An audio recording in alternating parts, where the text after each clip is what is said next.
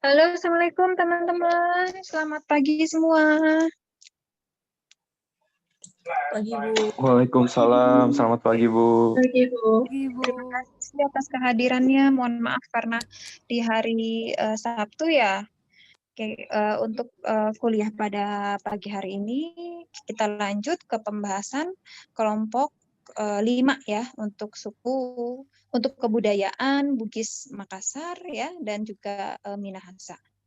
Oke, semoga teman-teman semua dalam keadaan sehat walafiat. Mari kita mulai kuliah pada pagi hari ini.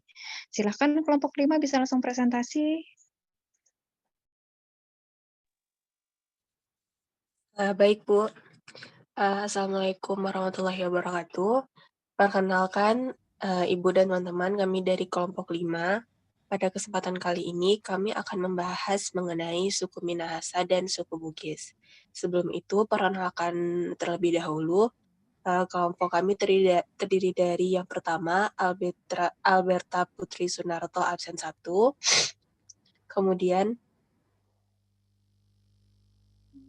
tolong di back lagi.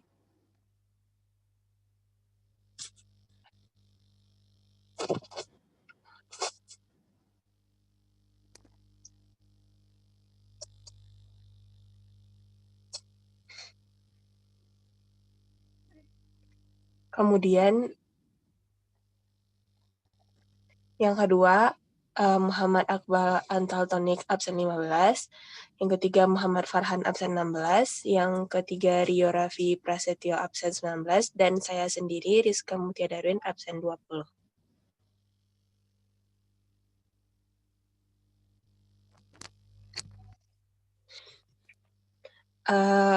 Pada bagian pertama, kami akan membahas mengenai suku Minahasa.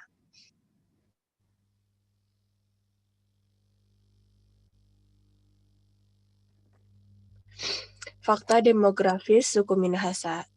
Secara geografis, suku Minahasa terletak di Jazirah Utara Pulau Sulawesi, yaitu terletak pada 00 derajat lintang utara sampai 30 derajat lintang utara dan 1230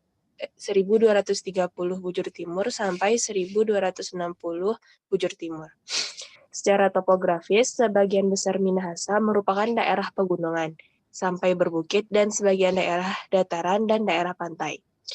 Perbatasan dari suku Minahasa di sebelah barat yaitu berbatasan dengan Provinsi Gorontalo, di sebelah utara berbatasan dengan Kepulauan Filipina, di sebelah timur berbatasan dengan Provinsi Maluku, dan di sebelah selatan berbatasan dengan Provinsi Maluku.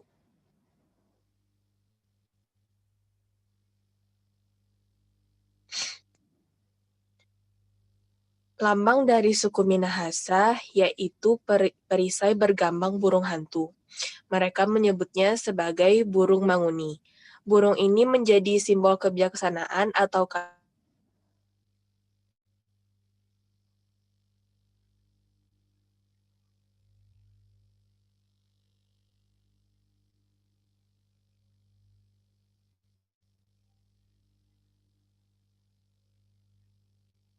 dari 5 helai dan melambangkan Pancasila.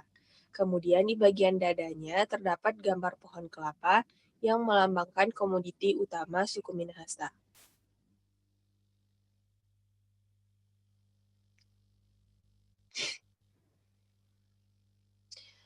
Menurut Henley, istilah Minahasa pertama kali muncul di catatan Belanda pada tahun 1789 dan hanya mengacu pada Dewan Kepala Desa atau Landrat.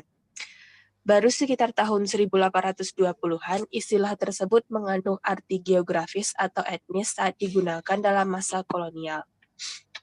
Lensrik van Manado. Menurut Godemolsbergen, Grafland, Squartz, asal etimologis kata Minahasa tidak benar-benar jelas, tetapi ada kesepakatan di antara ilmuwan dan orang awam bahwa berbagai sumber linguistik, antara lain Minaesa, Maesa, Mahaesa, semuanya mengacu pada penyatuan kelompok-kelompok yang sebelumnya terpisah secara kultural dan linguistik pada proses menjadi satu.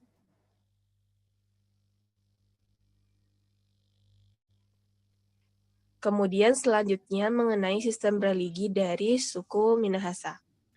Pada zaman dahulu dikenal unsur-unsur kepercayaan pribumi. Unsur tersebut mencakup konsep dunia gaib, makhluk dan kekuatan adikodrati, yaitu maksudnya yang dianggap baik dan jahat serta manipulasinya. Dewa tertinggi, jiwa manusia, benda kekuatan gaib, tempat keramat, orang berkekuatan gaib, dan dunia akhirat. Dalam mitologi orang Minahasa dahulu,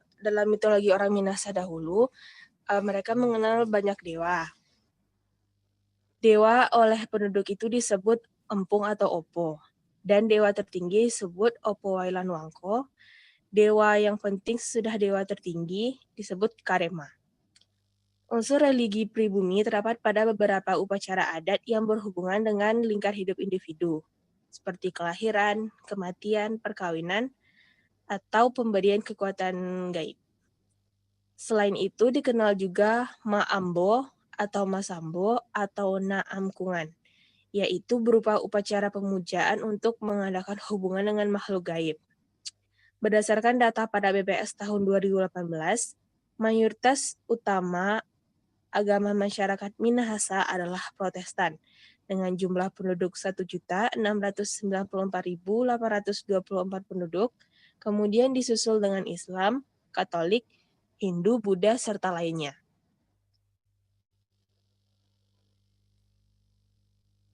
Selanjutnya mengenai sistem pemerintahan suku Minahasa.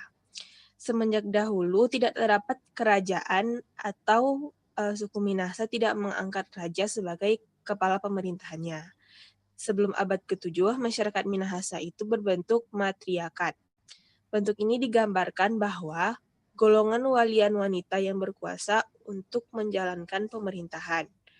Pada abad ke-7, telah terjadi perubahan pemerintahan. Pada waktu itu, Minahasa yang sebelumnya dipegang golongan walian wanita beralih kepada pemerintahan golongan walian Tonaas pria. Mulai dari sini, masyarakat matriarkat Minahasa berubah menjadi masyarakat patriarkat. Berikut penjelasan dan beberapa tokoh masyarakat. Walian itu adalah pemimpin agama serta dukun. Tonaas itu orang keras, ahli bidang pertanian, kewanuan, mereka yang dipilih menjadi walak. Teterusan adalah panglima perang, dan potuasan adalah penasehat.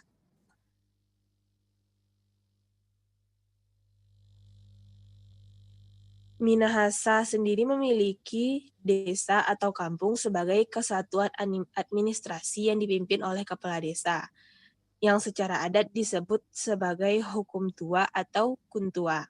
Saat ini, kesatuan administrasi berubah menjadi kelurahan atau desa yang dipimpin oleh lurah atau kepala desa.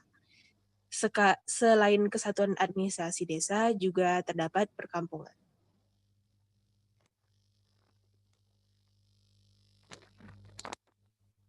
Selanjutnya adalah sistem kemasyarakatan dan organisasi sosial di Minahasa. Sistem kependudukan masyarakat Minahasa adalah pemukiman dan pedesaan dengan pola perkampungan. Perkampungan sendiri merupakan kompleks perumahan bersama dengan sawah, kebun, yang secara administratif merupakan bagian dari desa. Pola perkampungan desa Minahasa bersifat menetap. Kelompok rumahnya mempunyai bentuk memanjang mengikuti jalan raya. Jalan raya adalah urat nadi desa. Bentuk rumah menggambarkan status dalam masyarakat. Terdapat beberapa sebutan untuk tingkatan keluarga, antara lain Awu, Bangsal, Taranak, Roong atau Wanua, Walak-walak, dan Pakasaan, Paisa, Indeken. Sistem kekerabatan di Minahasa. Dalam perkawinan ada adat eksogami yang mewajibkan orang kawin di luar family. Sesudah menikah, mereka tinggal menurut aturan neolokal atau tumampas. Namun, adat ini tidak diharuskan. Rumah tangga atau yang biasa disebut sanga awu atau dapur baru dapat tinggal dalam lingkungan kekerabatan pihak suami maupun pihak istri sampai mereka mempunyai rumah sendiri. Hubungan kekerabatan ditentukan oleh prinsip keturunan bilateral. Kelompok kerabatan ialah taranak, biasa disebut family, patuari, kindred, istilah dalam antropologi. Berikutnya, sistem ekonomi dan mata pencaharian di Minahasa. Hasil perkebunannya biasanya berupa pala, kopi, kelapa, cengkeh, coklat, vanili, jahe putih, dan jambu mete. Terdapat perikanan laut dan perikanan darat. Pengembangan perikanan laut berpusat di air tembaga, terutama penangkapan dan pengolahan cakalang. Binatang yang umum dimakan masyarakat Minahasa biasanya babi hutan, tikus hutan, dan kalong. Yang jarang dimakan karena sudah langka ialah rusa, anoa, babi rusa, ular piton, ayam hutan, dan berbagai jenis unggas lainnya. Binatang yang tidak terdapat di daerah lain adalah tangkasi, burung maleo, burung taong, anoa, babi rusa, dan ikan purba raja laut. Minahasa kaya akan bahan tambang antara lain tembaga, emas, perak, nikel, titanium, besi, pasir besi, dan kaolin. Jenis kayu yang berharga biasanya eboni, kayu besi, kayu lingua, kayu cempaka, rotan, dan damar. Kemudian peralatan dan teknologi di Minahasa terbagi jadi peralatan perang yang terdiri dari senjata. Senjatanya ada pedang yang melebar di bagian ujungnya disebut santi. Baju perang dari kulit sapi atau anoa disebut juga wateng. Topi dengan hiasan bulu dan paruh burung, enggang. Perisai kayu yang disebut kelung, wadah berupa peti kayu, alat-alat menyalakan api, terus teknologi pembuatan pakaian yang berupa cidako, dan beberapa bentuk motif hias kain tenun yang dinamakan motif tolai atau ekor ikan. Bentuknya itu melingkar seperti ujung tanaman merambat atau taring babi rusa. Terus ada perumahan juga yang rumah panjang disebut Wale Wangko.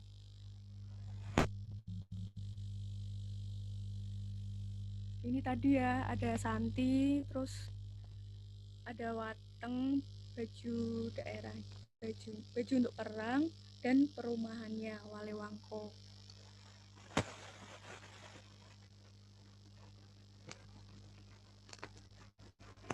Sistem pengetahuan di Minahasa. Yang pertama, alam fauna. Terdapat kepercayaan terhadap tanda-tanda binatang antara lain burung siang yang menandakan berita menyenangkan, burung malam bersuara merdu juga tanda menyenangkan, tanda dari empedu atau hati binatang yang disembelih dapat meramalkan masa depan. Yang kedua, dari alam flora, dapat dilihat dari bermacam-macam bahan makanan dan obat-obatan yang diperoleh dari tumbuhan. Contohnya obat malaria dari sejenis akan yang disebut riis, obat batuk dari tanaman goraka atau jahe, obat demam bagi anak-anak itu kucai. Yang ketiga, pengetahuan akan tubuh manusia. Jangan memotong kuku pada malam hari karena dipercaya akan mendatangkan kematian ibu atau salah satu anggota keluarga. Terus jangan suka tidur tiarap, mitosnya nanti akan ditangkap hantu. Maksudnya agar peredaran darah tidak terganggu. Terus yang keempat, pengetahuan tentang alam. Kalau awan di langit kelihatan petak-petak, mereka percaya kalau banyak ikan atau akan terjadi gempa bumi. Lalu jika terlihat segerombolan lebah terbang dari utara ke selatan, maka akan terjadi kemarau panjang. Kemudian jika anjing-anjing membuang kotoran jalan umum, maka musim kemarau panjang akan dimulai. Pengetahuan tentang waktu yang kelima. Ini berpatokan pada matahari dan suara binatang. Matahari mulai timbul jam 6 pagi dan di atas kepala jam 12 siang. Ayam berkokok tengah malam menunjukkan pukul 12 malam. Para petani di sawah mendengar suatu binatang bernama konkoriang sebagai pertanda mereka harus segera pulang karena sudah jam 5 sore. Lalu, kesenian di Minahasa antara lain tari mahamba, tari maengket, dan tari maseli.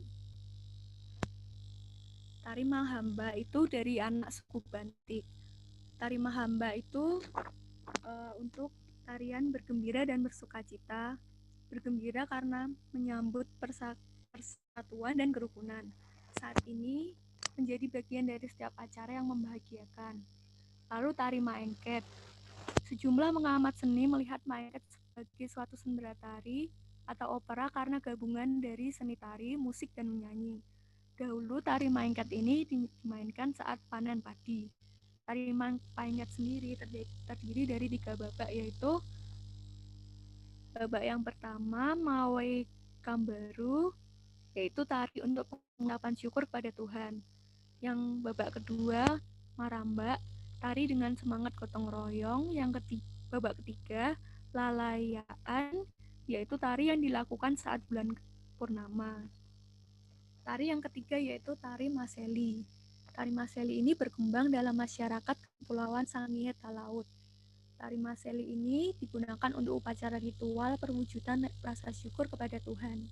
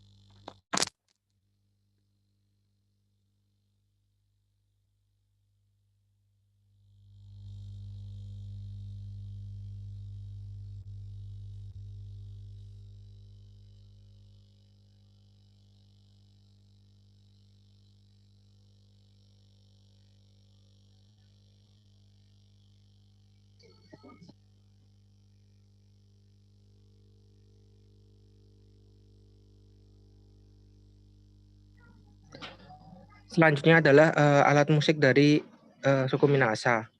Alat musik yang terkenal dari suku Minahasa yang pertama ada kolintang, terus ada alat musik salude, alat musik yori, dan momongan.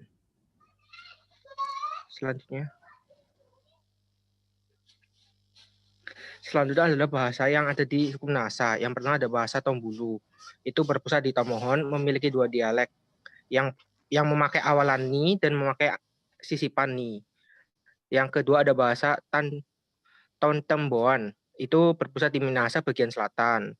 Terdiri dari 2 dialek yaitu Makelai dan Matanai. Selanjutnya yang ketiga ada bahasa Tondano, itu berpusat di daerah sekeliling Danau Tondano sampai timur Minahasa. Terdiri dari 3 dialek, yaitu dialek Induk Tandano, dialek Hakas, dan dialek Rombekan. Yang keempat ada bahasa Tonsea, berpusat di Minahasa bagian utara, terdiri dari 2 dialek yaitu Yotu Tonsea dan Kalabat. Yang bahasa yang lainnya ada bahasa Tonsawang, bahasa Ratahan, bahasa Ponosokan, dan bahasa Bantik. Selanjutnya.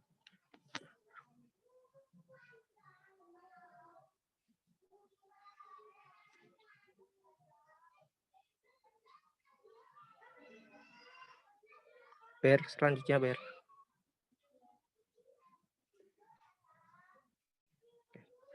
Selanjutnya adalah masalah pembangunan dan modernisasi. Berdasarkan data BPS tahun 2019, jumlah populasi yang berada di bawah garis kemiskinan dari suku Minahasa berjumlah 356.906 jiwa atau sekitar 7,59% dari persentase populasi. Angka ini berada di bawah angka persentase nasional yaitu 9%. Keberhasilan suku Minahasa menekan angka garis kemiskinan ini tidak terlepas dari unsur budaya masyarakat Minahasa.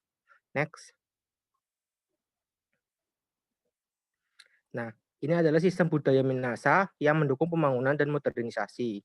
Yang pertama, hakikat individu dalam kemasyarakatan. Yang kedua, persepsi waktu dan hidup. Yang ketiga, persepsi kerja dan hidup.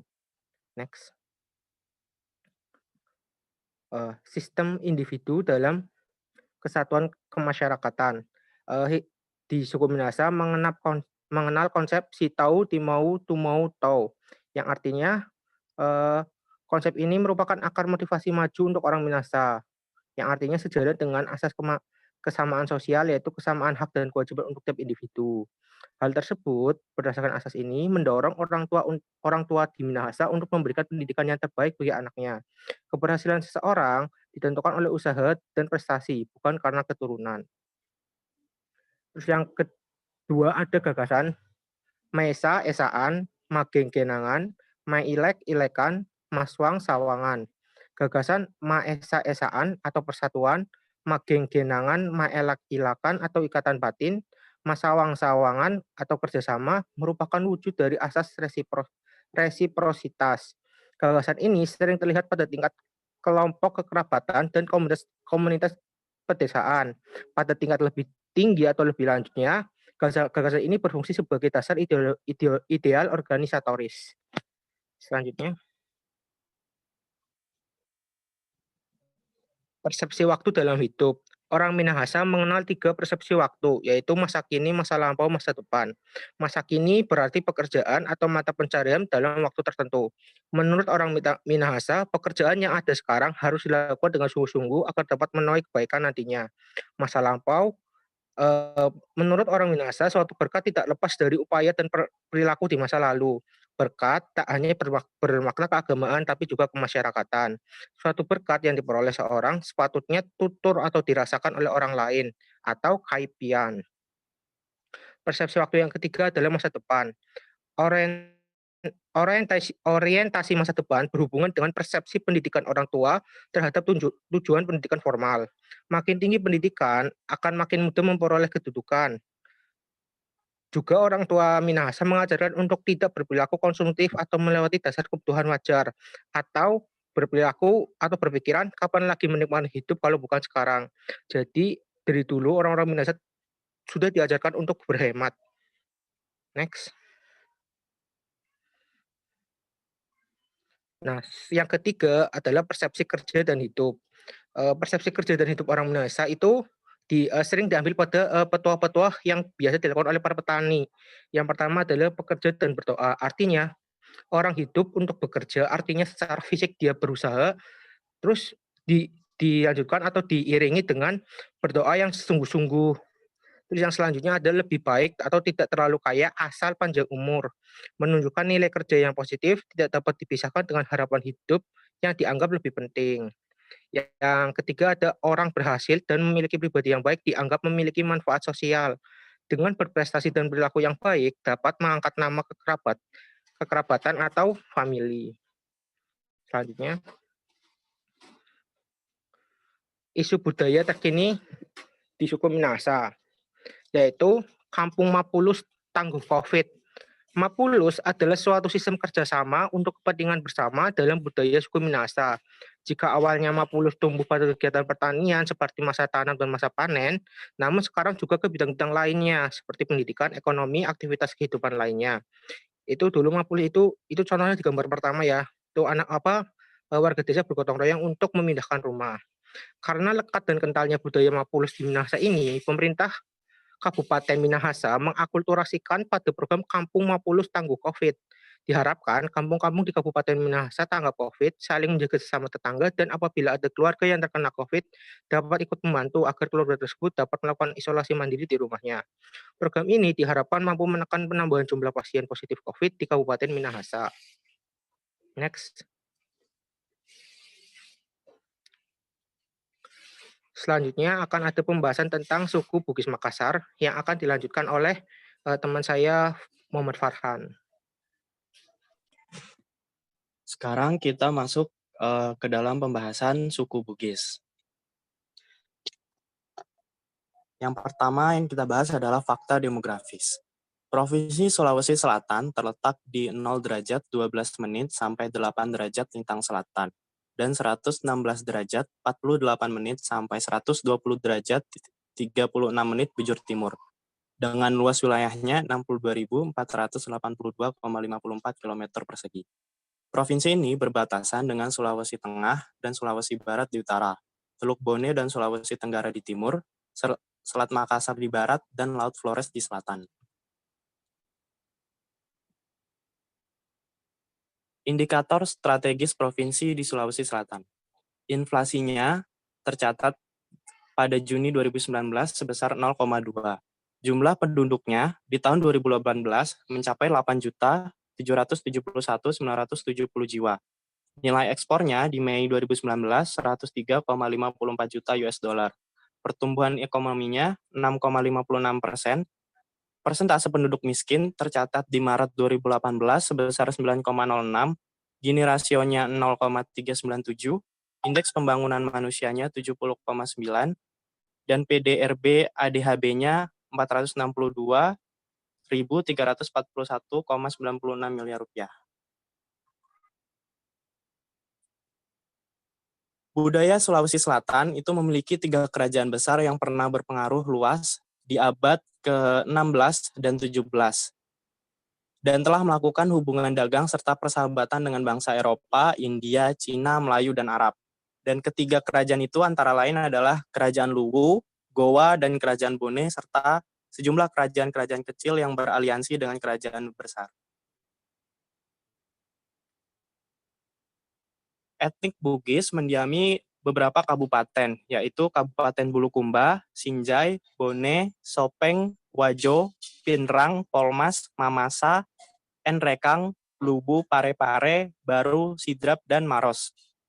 Suku Makassar, Bugis, dan Mandar itu terkenal sebagai pelaut patriotik di masa perang maupun di masa damai. Dengan perahu layar tradisionalnya mengarungi lautan kepulauan Indonesia sampai ke bagian utara Australia, dan beberapa pulau di Samudra Pasifik sampai ke pantai Afrika.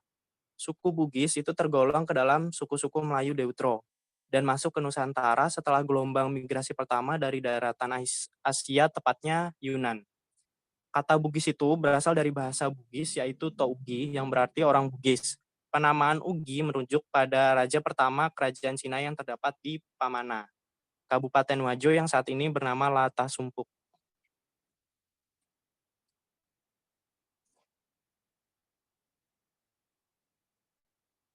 Kemudian ada sistem religi. Pada umumnya, orang Bugis Makassar itu telah mengenal suatu kepercayaan sebelum mengenal agama Islam. Dan kepercayaan mereka itu disebut dengan Atorio Loang. Kepercayaan ini adalah religi asli yang merupakan gelombang migrasi yang tertua suku bangsa Proto-Melayu di Sulawesi. Akan tetapi unsur-unsur rohani dari kedua kepercayaan itu tetap lestari, tapi tidak diperkenankan untuk menjalankan suatu organisasi atau melaksanakan manifestasi terbuka.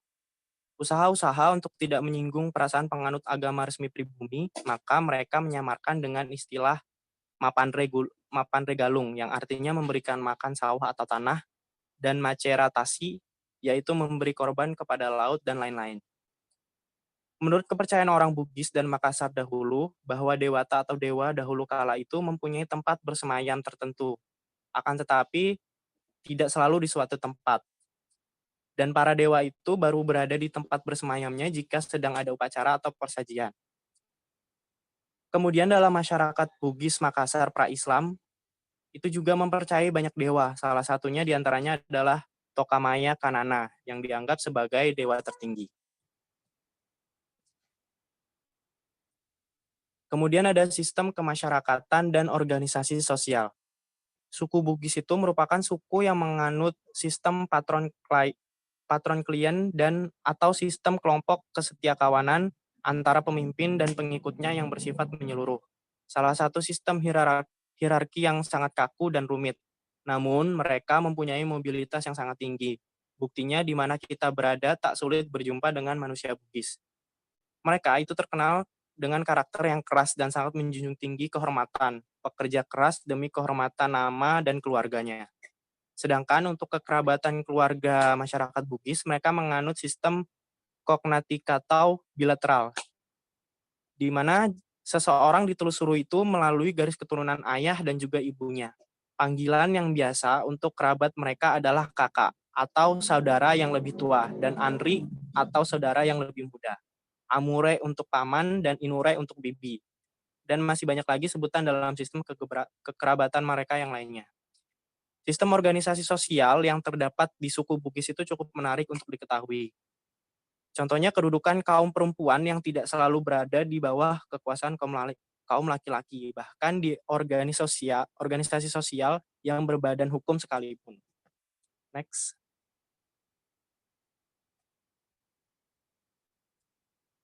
Kebudayaan Bugis Makassar ini memiliki banyak nilai-nilai dan norma-norma dalam kehidupan masyarakatnya, seperti yang ditunjukkan dalam beberapa penelitian mengenai alam kebudayaan orang Bugis. Sistem norma yang bersifat sakral atau panggadereng terdiri dari 5 unsur. Yang pertama ada ade, yaitu norma mengenai perkawinan dan kekerabatan. Kemudian ada bicara, mengenai semua kegiatan dan konsep-konsep yang bersangkut paut dengan peradilan. Lalu ada rapang, yang berarti mode tingkah laku yang baik dan hendaknya diikuti oleh masyarakat. Lalu ada wari, yang mengklasifikasikan berbagai benda atau peristiwa dalam kehidupan manusia, dan yang terakhir adalah syara. Pranata hukum dalam hal ini adalah hukum Islam. Next. Kemudian ada sistem perkawinan. Perkawinan ideal menurut adat Bugis Makassar adalah yang pertama adalah Asialang Marola, yaitu perkawinan antara saudara sepupu sederajat ke-1, baik dari pihak ayah maupun dari pihak ibu. Yang kedua adalah Asialana Memang, yaitu perkawinan antara saudara sepupu sederajat kedua, baik dari pihak ayah maupun dari pihak ibu. Dan yang terakhir adalah Ripandepe Mabelae, yaitu perkawinan antara saudara sepupu sederajat ketiga, baik dari pihak ayah maupun dari pihak ibu.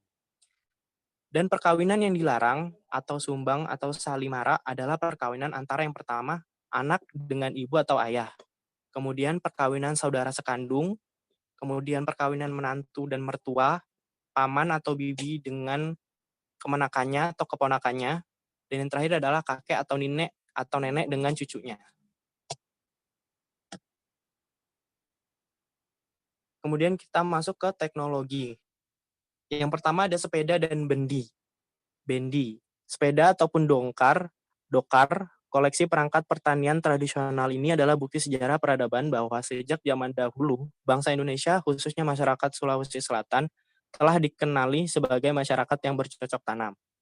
Kemudian yang kedua, ada koleksi peralatan menempa besi dan hasilnya. Hasil tempaan berupa berbagai jenis senjata tajam, baik untuk penggunaan sehari-hari maupun untuk perlengkapan upacara adat. Selanjutnya akan dilanjutkan oleh rekan saya. Baik, selanjutnya dari teknologi terdapat perahu pinisi. Perahu pinisi termasuk alat transportasi laut tradisional masyarakat Bugis yang sudah terkenal sejak berabad-abad yang lalu. Menurut cerita, dalam naskah Lontara Ibahatla, gitu, perahu pinisi sudah ada sekitar abad ke-14 Masehi. Selanjutnya ada peralatan tenun tradisional. Peralatan tenun tradisional ini dapat diketahui bahwa budaya menenun di Sulawesi Selatan diperkirakan berawal dari zaman prasejarah, yakni ditemukannya berbagai jenis benda peninggalan kebudayaan di beberapa daerah seperti Leang-Leang, Kabupaten Maros, yang diperkirakan sebagai pendukung pembuat pakaian dari kulit kayu dan serat-serat tumbuhan-tumbuhan. Next. Sistem pengetahuan.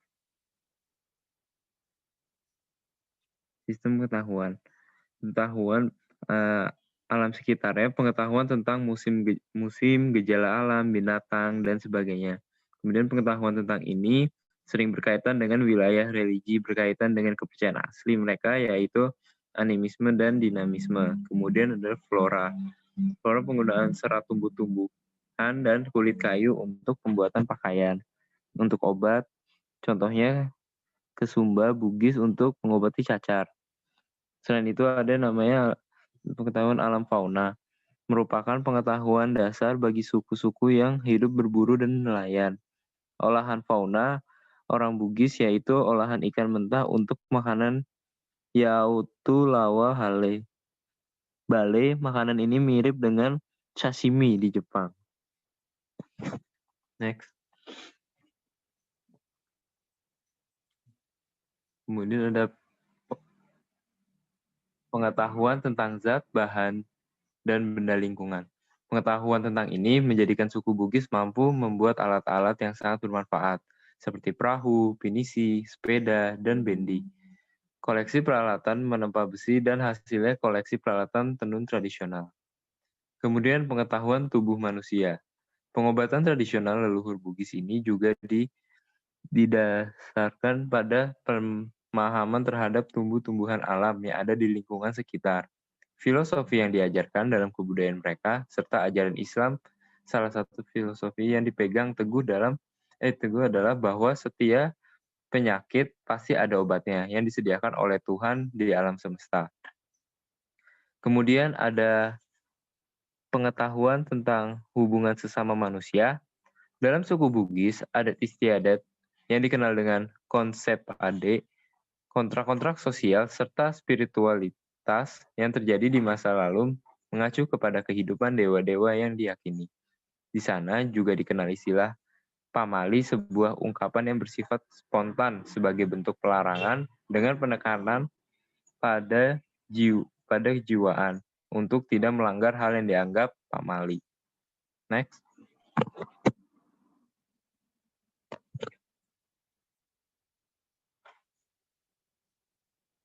Kemudian bahasa Bugis juga dikenali sebagai ugi. Konsonan dalam ugi pula dikenal sebagai lontara yang berdasarkan tulisan Brahmi.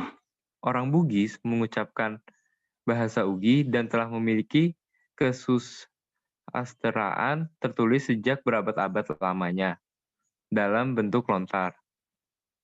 Terdiri dari beberapa dialek, yaitu dialek Pinrang, dialek Bone, dialek Sopeng, dialek Wajo, dialek Baru, dialek Sinjai, dan sebagainya. Next. Kita lanjut ke kesenian. Kesenian terdapat rumah adat. Rumah adat ada dua, yaitu Saur Raja, biasa diartikan sebagai istana, digunakan bangsawan atau keturunan raja. Kemudian yang kedua ada bola. Bola digunakan oleh rakyat biasa. Selanjutnya ada pakaian adat yang dinamai baju bodo.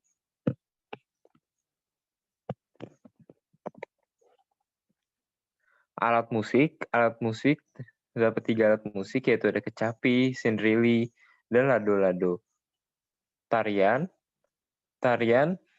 terdiri dari tari pelangi, tari minta hujan, tari padupa bosara, tari menanti tamu, tari patenung melambangkan ketekunan dan kesabaran perempuan suku Bugis, dan tari pagayo. Pangayo digelar saat pesta panen. Pembangunan dan modernisasi. Sulawesi Selatan mulai membangun sejak 1965 karena keamanannya yang memulih. Pada awalnya memulai dengan mengubah sistem pertanian dan perkebunan yang baru dengan memberikan bukti nyata lahan-lahan yang berhasil menerapkan metode baru. Industrialisasi mulai digeber sejak 1969 dengan dibangunnya pabrik semen di Tonasa, pabrik kertas di Goa, pabrik gula di Bone, dan pabrik goni di Pinrang.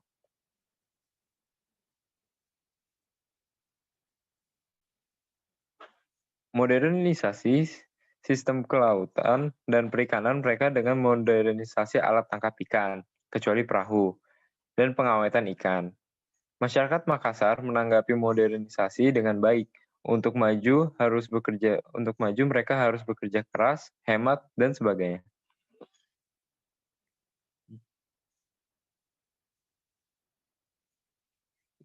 Isu budaya terkini. Ritual acara Kalompoang kembali dilaksanakan di Istana Bala Lampoa Goa.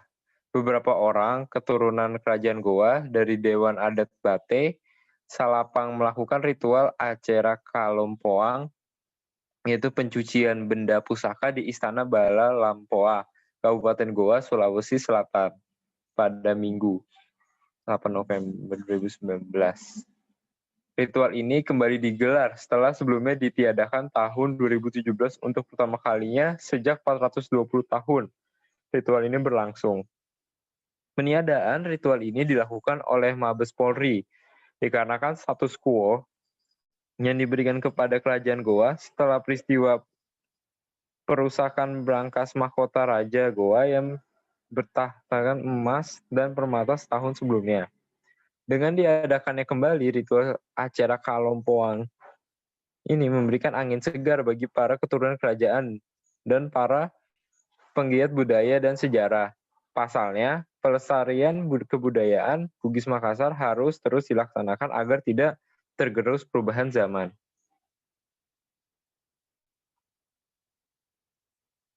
Sekian dari presentasi kelompok kami. Mohon maaf apabila terdapat salah ucap. Wabillahi taufiq wal hidayah. Wassalamualaikum warahmatullahi wabarakatuh. Waalaikumsalam warahmatullahi wabarakatuh.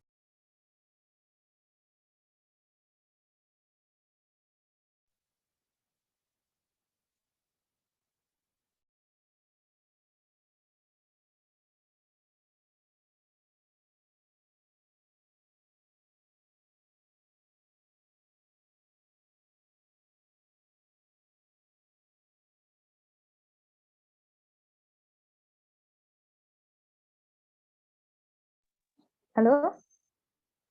Halo? Halo Halo, teman-teman? Bu.